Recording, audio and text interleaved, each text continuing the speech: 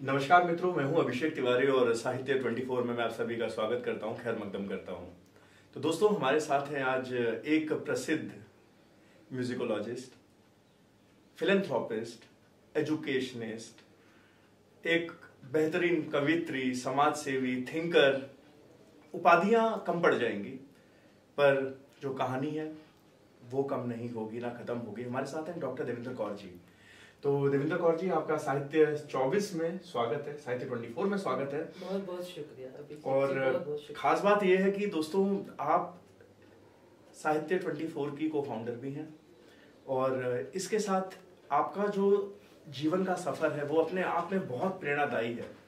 तो डॉक्टर साहिबा, मैं आपसे जानना चाहूंगा कि एजुकेशन में आपका एक बहुत बड़ा वर्चस्व रहा, एक अपर हैंड रहा।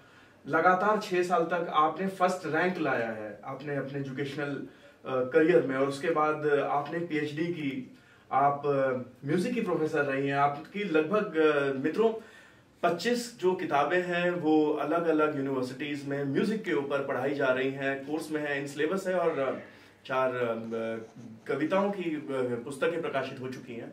तो मैम, ये सफर की शुरुआत कहाँ से हुई? अभिषेक जी, पहले तो नमस्कार आपको, मैं बहुत बहुत शुक्रिया आपका, और मैं साहित्य 24 का बहुत बहुत शुक्रिया अदा करती हूँ जो आज मेरी इंटरव्यू होल्ड कर रहे हैं। और स्पेशली शुक्रिया फाउंडर हमारे साहित्य 24 की मैं को फाउंडर हूँ, और हमारे फाउंडर श्री हरिप्रकाश पांडे जी, और जो हमारे साथ अमित जी हैं उनका बहुत बहुत शुक्रिया। और इतनी अच्छी मेरी इंट्रोडक्शन देने के लिए बहुत बहुत शुक्रिया। बहुत कुछ कह दिया आपने, शायद पता नहीं, मुझे नहीं पता मैं इतना डिजर्व करती हूँ कि नहीं करती, पर हाँ, आपने जो कहा वो फैक्ट है किताबों वगैरह। और शुरू से मैं कहती हूँ कि जैसे मैं शुरुआत आपने पूछी है, तो अगर मैं बचपन का अपना कोट करूँ तो मैं किताबों कॉपियों में ही खेली हूँ, क्योंकि मेरे पेरेंट्स की जॉइंट फैमिली थी हमारी, और प्रिंटिंग प्रेस थी हमारी, और स्टेशनरी की शॉप थी, biggest house in Patiala stationery का। तो मुझे तो याद ही नहीं आता कि कभी बचपन में मैं खिलौनों से भी खेली हूँ। और किताबों कॉपियों का मुझे अभी इतना शौक है कि शायद मैं किसी स्टेशनरी शॉप में घुस जाती हूँ ना, तो मुझे इतनी अट्रैक्ट करती हैं वो चीजें जो कोई भी दुनिया जहान की नहीं करती चीजें, तो मैं वहीं से ले लेती हूँ। तो बचपन से ही किताबों कॉपियों का साथ है मेरा और पब्लिशिंग का भी, तो वहीं से शौक था। ये जो आपका जो शौक है, इसे आपने कब पैशन में कन्वर्ट कर दिया ये पता ही नहीं चला। और 30 साल अगर हिंदुस्तान में क्लासिकल संगीत की बात होती है और इसकी शिक्षा दीक्षा की बात होती है तो आपका नाम बहुत ही सम्मान के साथ लिया जाता है और बहुत ही ऊंचे पायदान पे आता है। तो मैम, संगीत की तरफ रुचि कहाँ से हुई? अभिषेक जी, ऐसे है कि संगीत भी एक किस्म से मैं कहूँ तो हमारे घर में ही था, ज्वाइंट फैमिली थी। चाचा जी के बेटे वो वायलिन बजाते थे, बहुत अच्छे वायलिनिस्ट थे, बैंक मैनेजर थे, अभी तो ही इज नो मोर। और स्टेट बैंक ऑफ पटियाला में उनके नाम से आफ्टर डेथ ट्रॉफी भी शुरू की थी।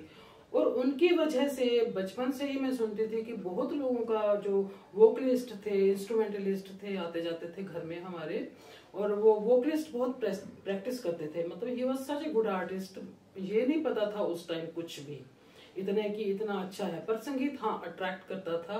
और उनकी दो जो एक ज्ञानी जगत सिंह मशहूर पटियाला के गुरुद्वारे में गुरुद्वारा नवीन सिंह सभा रहे हैं, उनको एक बहुत बड़ा घर था ज्वाइंट फैमिली का, एक रूम उनको दिया जाता था।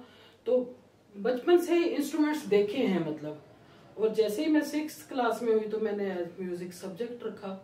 तो सब्जेक्ट जैसे रखा तो वो जो चाचा जी के बेटे थे, तो शायद उन्होंने ना बचपन में ही पहली बार सिखाया 6th क्लास में। हालांकि थ्योरी को उस टाइम कोई समझता नहीं है, तो उन्होंने बेसिक चीजें कुछ बतानी शुरू की ना, तो उस एज में मुझे ये रियलाइज हो गया कि म्यूजिक एक परफॉर्मेंस तो है ही, पढ़ने लिखने का भी सब्जेक्ट है ये। कि जैसे उन्होंने कहा कि ये प्रिंसिपल है कि अगर सा होगा, संवाद का सिस्टम बताया उन्होंने, कुछ भी बताया, जैसे सा अगर वादी होगा तो मां संवादी या पा संवादी ही हो सकता है, बीच के रे और गा नहीं हो सकते। तो मैंने उनकी इस बात से कैच किया कि ये मैथमेटिक्स भी है इसके पीछे साइंटिफिक स्टडी भी है। मतलब 6 में मैंने रियलाइज कर दिया, तो मैंने पढ़ना भी शुरू किया उसी एज में म्यूजिक के बारे में, सिर्फ परफॉर्मेंस नहीं सोची। तो मेरा इंटरेस्ट जैसे जैसे मैं, मतलब ये तो है कि जितना आप किसी चीज को पढ़ोगे, जितनी आपको समझ डेवलप होगी, वो इतना इंटरेस्टिंग लगेगा। जब समझ ही नहीं डेवलप हुई तो इंटरेस्टिंग क्या लगेगा। तो मैंने तभी से मैं सीरियसली, हालांकि म्यूजिक को परफॉर्मेंस समझते हैं लोग और स्टूडेंट्स भी परफॉर्मेंस की तरफ ध्यान देते हैं, और मुझे कहना नहीं चाहिए कि टीचर्स भी इतनी सीरियसली थ्योरी को पढ़ाते नहीं हैं, पर music theory was as interesting for me as music practical. तो मैंने दोनों को इक्वल वेटेज दिया, और मैं आई फील लक्की कि मेरे स्टूडेंट्स हमेशा जितने भी निकले वो अच्छे स्कॉलर्स भी बने म्यूजिक के, ना कि सिर्फ परफॉर्मर बने। तो वहीं से स्टार्ट हो गया सफर, और जैसे मैं पढ़ती गई इंटरेस्ट से, वैसे ही साथ में लिखना शुरू कर दिया। और हार्डली एमए मैंने पास आउट जब की तो मैंने आर्टिकल्स लिखने शुरू कर दिए। पहले जर्नल आर्टिकल लिखती थी जब as a student life, short stories लिखती थी। और मेरे फादर को क्योंकि यही पढ़ने लिखने से कंसर्न होने से वो इनकरेज करते थे बहुत। मैं शॉर्ट स्टोरीज लिखती थी, वो जो लोकल पेपर्स होते थे वो पब्लिश करवाते थे उसमें, तो और इंटरेस्ट डेवलप होता था। अगर जिस किसी को देखा राह चलते तो मैंने शॉर्ट स्टोरी में लिख देती थी उसके लिए, तो वो मेरी पब्लिश हुई पड़ी हैं, मतलब 70s की वो स्टोरीज। तो उसके बाद फिर फोकस हो गया कि म्यूजिक में इंटरेस्ट है तो म्यूजिक आर्टिकल्स के बाद भी ये समझ आई, तो ये 79 से ऑनवर्ड जैसे मैंने एमए पास आउट किया तो मैं म्यूजिक आर्टिकल मैंने बहुत लिखे। तो उसके बाद संगीत मैगजीन है हमारी, हाथरस से निकलती है जो संगीत मैगजीन, तो उसमें एवरी मंथ वो 1935 से चलती है इंडिया में, एक ही मैगजीन है जो मंथली निकलती है, तब से रेगुलरली निकल रही है। और वो मैंने उसमें मेरे आर्टिकल्स बहुत छपते थे।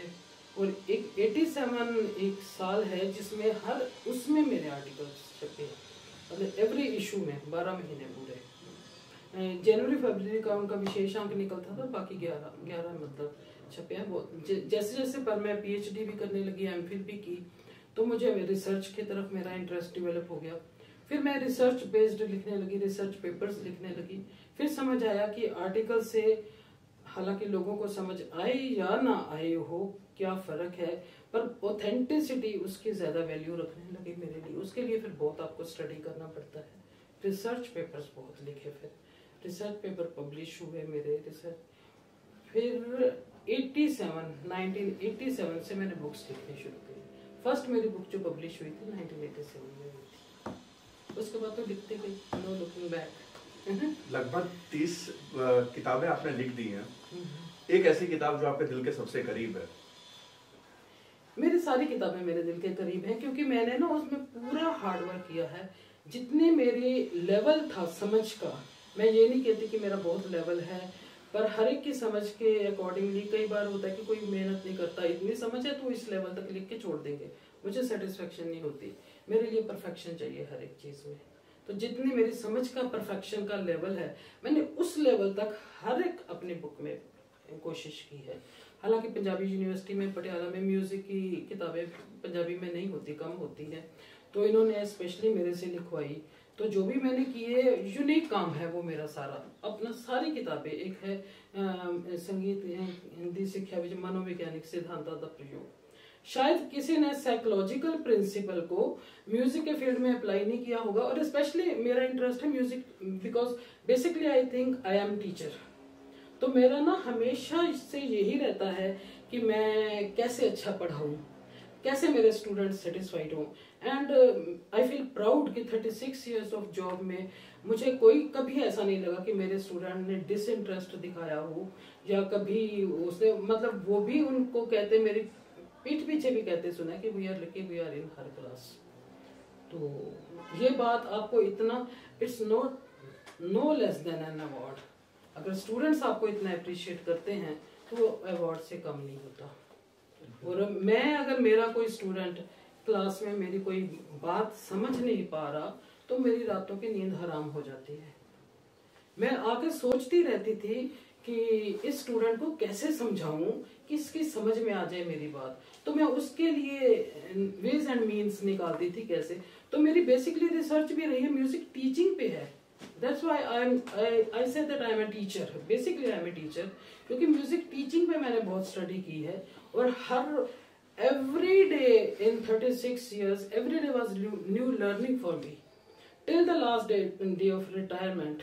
तो मुझे लगा कि ये नहीं सीख रहे मेरे से, मैं सीख रही हूँ इनसे। बिकॉज हर साल आपके पास नए स्टूडेंट्स आते हैं जिनको नए तरीके से सिखाना पड़ता है, आपको नए वेज एंड मीन्स सोचते हो कि इनको कैसे समझ आए। पुरानी जनरेशन के लोग जो 36 इयर्स पहले, 40 इयर्स पहले मेरे स्टूडेंट थे, अब तो 40 इयर्स हो गए, और आज के स्टूडेंट्स में जमीन आसमान का अंतर है। डिजिटली कितना वो देखो अंतर है, और उनकी समझ में भी आज की यंग जनरेशन बहुत स्मार्ट है, वो और तरह से चीजें कैच करती है, उस तरह से नहीं जैसे हमने कैच की थी। और फिर सेकेंडली मेरे में ये रहा कि मेरे, हालांकि आई एम फील लकी कि मेरे इतने अच्छे गुरुज हैं। शायद मैं चेयर पे बैठी हूँ, उसकी हेड ऑफ द डिपार्टमेंट रही हूँ, एज प्रोफेसर रिटायर हुई हूँ, तो उनकी बदौलत ही मुझे इतनी अच्छे गुरुज की शिक्षा मिली है। पर फिर भी जब मैंने एज मतलब टीचर मैंने ये रियलाइज किया कि हमें ऐसे नहीं सिखाया गया था, तो मुझे जो मैंने थोड़ी थोड़ी कमियां फील की थी अपनी शिक्षा में, वो मैंने नहीं आने दी आगे स्टूडेंट्स को। मैं भी 1000 रही हूँ, पर मैंने वो नहीं आने दी। हमने शायद वो जो परफॉर्म करते थे एक टीचर, तो वैसे ही कैच कर ली, वैसे ही जैसे वो परफॉर्म कर रहे हैं, कैसे सिटिंग पोस्चर होता है, कैसे हाथ रखना है सितार पे, ऐसे कैसे हाथ रखना है, ऐसे कैसे रखना है, या थ्योरी को कैसे समझना है। पर मैंने जब पढ़ाना शुरू किया तो मैंने हर एक चीज को साइंटिफिक वे से सिखाया कि जो, और उसके लिए बहुत लिखा भी फिर मैंने। और अब तो फिर यूजीसी के लेक्चर्स ही मेरे इतने रिकॉर्ड हो गए जो इंटरनेट पे है। लगभग 70 से ज्यादा आपके यूजीसी के लेक्चर्स 87 लेक्चर है, और उसके लिए मुझे ओएमजी रिकॉर्ड प्राप्त भी आया है। देखिए दोस्तों, 87 लेक्चर्स यूजीसी के रिकॉर्ड हुए हैं, and as they say Rome was not built in a single day. So जो हार्ड वर्क होता है इट ऑलवेज पेज ऑफ, और ये जो मेहनत है जो मैम की, वो आप सबके सामने है। और मैं ये कहूँगा कि बहुत सारे लोगों के लिए, नए जनरेशन के लोगों के लिए, पुराने जनरेशन के लोगों के लिए, हताश निराश लोगों के लिए आप अपने आप में एक इंस्पिरेशनल फिगर हैं। तो मैम, आपको इंस्पिरेशन कहाँ से आता है? मुझे तो एक तो हार्ड वर्क करने की आदत ही थी शुरू से, और लकीली मुझे मैं 2-3 चीजें कहूंगी कि मेरी जिंदगी में शुरू से लेकर अब तक 3 मंत्रास हैं जिनको मैं फॉलो करती हूँ। एक तो हार्ड वर्क, किसी भी काम में एक सिंसियर एफर्ट्स पूरी, और पॉजिटिव थिंकिंग। अगर देखो हार्ड वर्क करते हो और सिंसियर एफर्ट्स डालते हो किसी चीज में, तो रिजल्ट अच्छा ही होता है। और उसके बाद भी आपको उतना रिजल्ट नहीं मिलता, तो मेरी थिंकिंग पॉजिटिव है, मैं निराश नहीं होती कभी।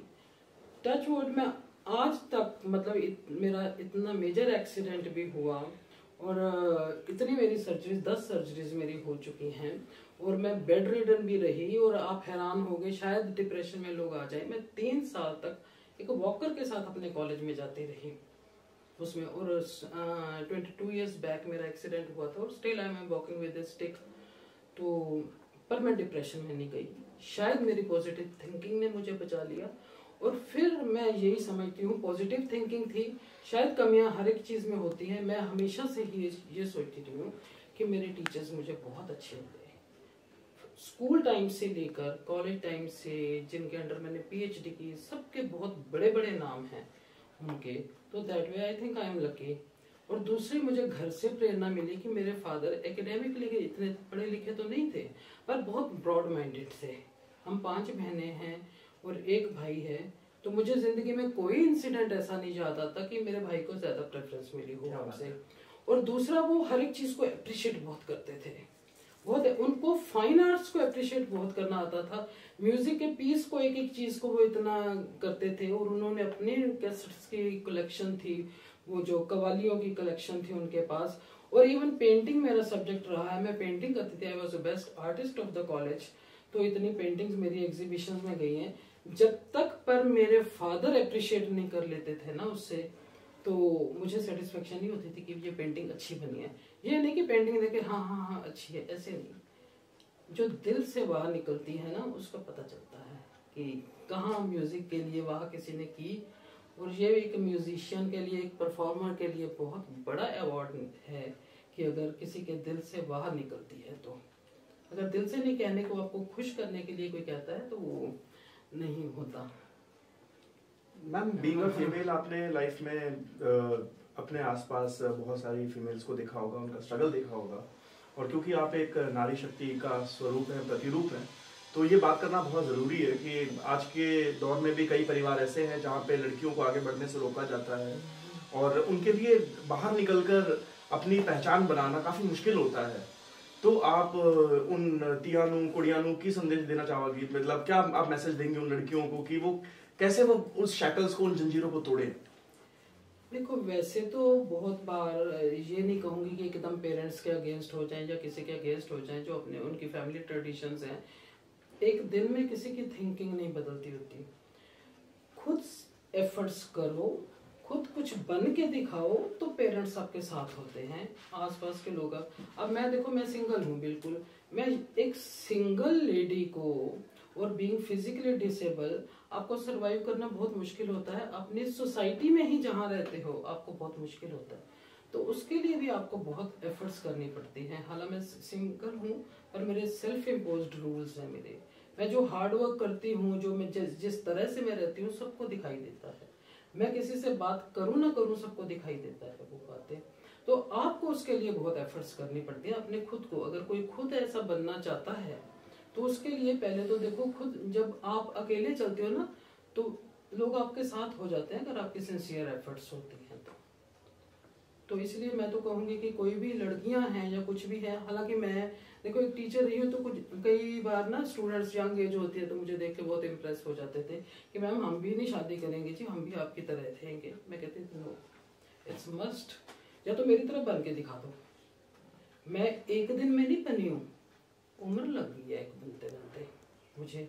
अगर बचपन में इतनी सिंसियरिटी पेरेंट्स ने देखी है, इतनी मेरी हार्डवर्क देखी है पेरेंट्स ने, तो वो मेरी बातों से भी कन्विंस। नहीं तो एक पेरेंट्स के लिए ये एक्सेप्ट करना कि कोई शादी नहीं कर रही लड़की, वो कैसे है, तो वो एक्सेप्ट करना इजी नहीं है उनके लिए। उनको वो इस बात से कन्विंस नहीं होते।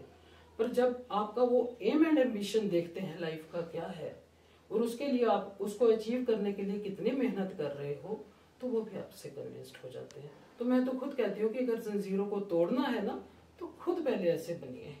फिर वो कहते हैं कि अकेला ही मैं चला था जाने में मंजिल की, और लोग मिलते गए, कारवां बनता गया, तो वो है।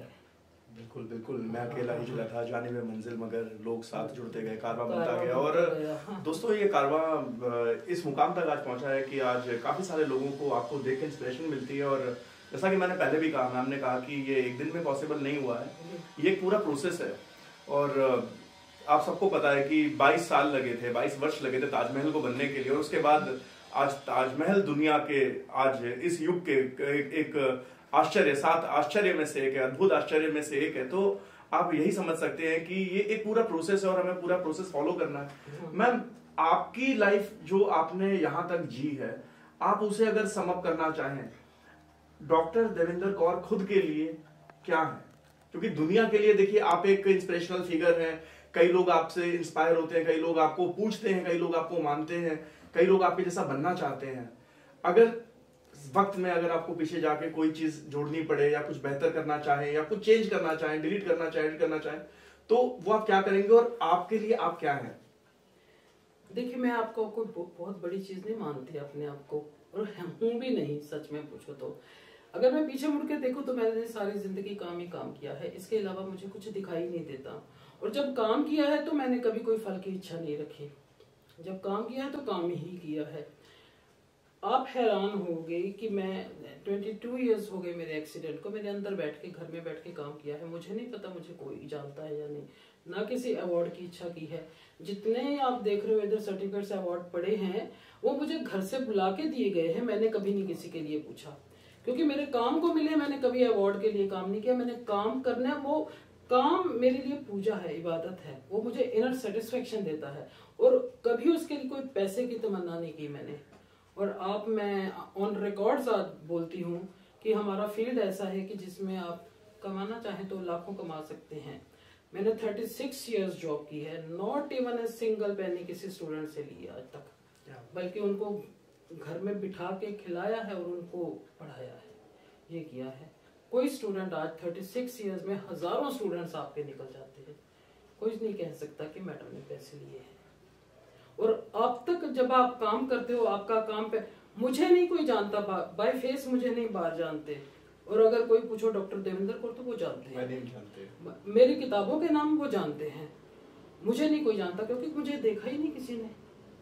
तो मुझे बड़ी खुशी होती है कि जब, और हाँ ये बड़ा इंटरेस्टिंग इंसिडेंट है कि जो इंसिडेंट नहीं कि बड़ा वो इंटरेस्टिंग चीज है जो मैं बताना चाहूंगी आपको कि शॉर्ट क्वेश्चंस आते हैं किसी यूनिवर्सिटी में, मेरे पास मैंने फेसबुक पे डाला था अभी, किसी ने मुझे सेंड कर दिया वो पेपर, और पेपर में शॉर्ट क्वेश्चन आया हुआ था कि संगीत रूप पुस्तकां दे लेखक कौन है।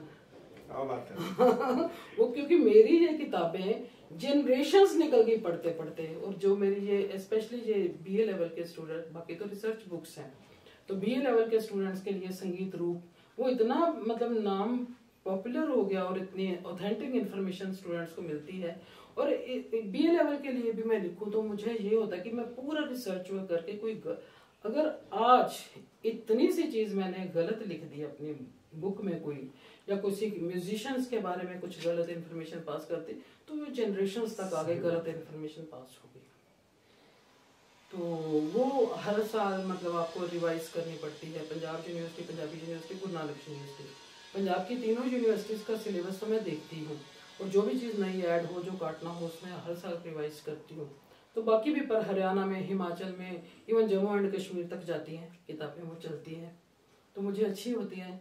ये मैं बुक आपको दिखाना चाहूंगी, हालांकि दिल्ली की है आपकी, success stories of prominent six scholars and educationist. ये मुझे अचानक फोन आता है कि आप अपना बायोडाटा दीजिए। एक ये इन्होंने वर्ल्ड के 55 स्कॉलर्स लिए हैं जिसके बारे में लिखा है उन्होंने। तो 2-3 बार तो मैंने ऐसे ही सोच दिया कि कौन पता नहीं बायोडाटा मांग रहा है।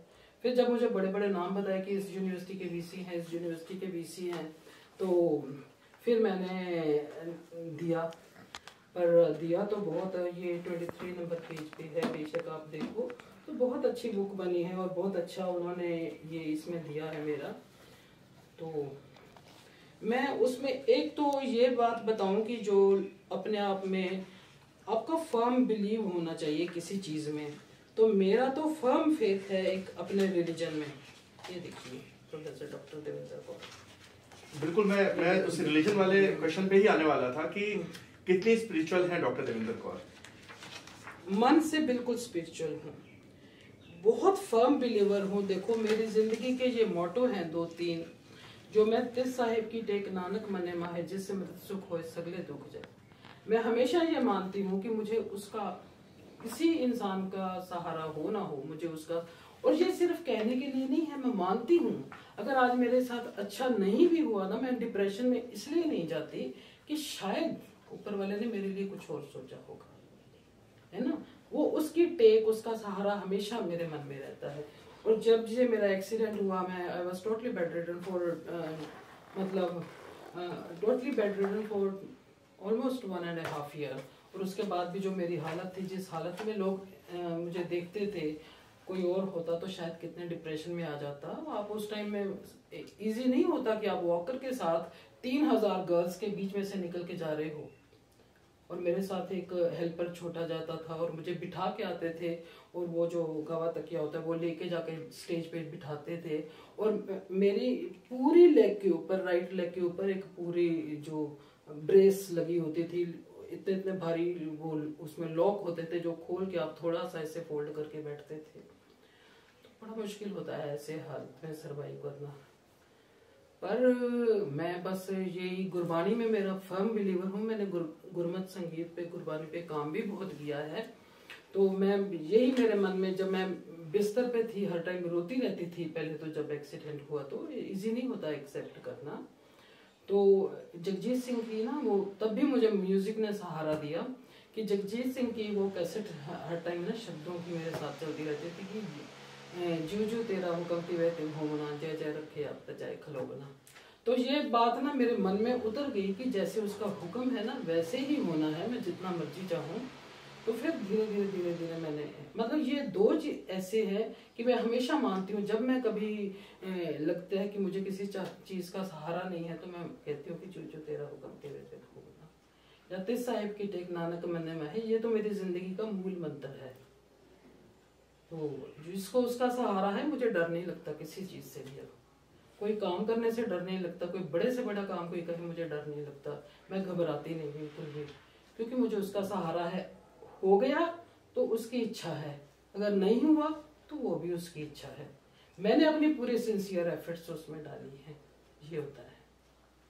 क्योंकि पॉजिटिव थिंकिंग है, नेगेटिव साइड में देखती ही नहीं, नेगेटिव लोगों के साथ नहीं बैठती, बल्कि कुछ बैठती हूँ तो यही बातें करती हूँ कि उनके थिंकिंग भी पॉजिटिव हो जाए। तो दोस्तों, कहा गया है कि हर किसी की किस्मत में खिलते रहे हैं फूल, गम ना कर मेरे साथी, हंसी ना जाना भूल। और एक ऐसी शख्सियत आज हमारे साथ थी। समय का अभाव है तो इसलिए हमें इस इंटरव्यू का पटाशे समापन यहीं पे करना होगा। पर जाते जाते मैं इतना ही कहना चाहूँगा कि जो लोग अपनी ज़िंदगी से हताश हैं, निराश हैं, उन्हें निराश होने की आवश्यकता नहीं है। डॉक्टर देवेंद्र कौर जैसे लोग आपके सामने हैं, हमारे समाज में मौजूद है, हमारे बीच मौजूद है, और कितने बड़े इंस्पिरेशनल फिगर हैं। बेड रिडन 3 साल, उसके बाद भी आप देखिए कि नए नए कीर्तिमान आप स्थापित करते जा रही हैं। हिंदुस्तानी क्लासिकल संगीत में एक बहुत बहुत बड़ा नाम, पटियाला घराने का नाम रोशन करती हुई डॉक्टर देवेंद्र कौर हमारे साथ थी। आप सभी का साहित्य 24 के साथ जुड़ने के लिए, साहित्य 24 के साथ जुड़ने के लिए मैं अभिषेक तिवारी तहे दिल से शुक्रिया अदा करता हूँ। धन्यवाद। हाँ, मैं भी थैंक्स करने से पहले एक लोगों को लिए जो अपने ही नज्म की एक कहूँगी कि मैं हमेशा कहती हूँ कि पॉजिटिव थिंकिंग रखिए। तो मैं कहती हूँ कि जिंदगी एक खूबसूरत नेमत है उसकी, ऊपर वाले के लिए ही मैंने लिखा है, जिंदगी एक खूबसूरत नेमत है उसकी, जीने का कोई भी बहाना सीखिए, खुशी को अपने चेहरे पे सजाना सीखिए। हमेशा हर नहीं होता कि अंदर से खुशी हो, खुशी को अपने चेहरे पे सजाना सीखिए। मैं हमेशा कहती हूँ always keep a smiling face, it cost you nothing but gives pleasure to others. बिल्कुल, always keep your smiling face. और दोस्तों, ये समापन नहीं है, एक पहला जो भाग है समझिए आज ये समाप्त है। बहुत ही जल्द इसके आगे इनकी कविताओं, कहानियों की जो जर्नी है उसको लेके हम हाजिर होंगे साहित्य 24 पे। अभिषेक तिवारी की ओर से और डॉक्टर देवेंद्र कौर की ओर से आप सभी का तहे दिल से शुक्रिया। बहुत बहुत शुक्रिया आपका अभिषेक जी और साहित्य 24।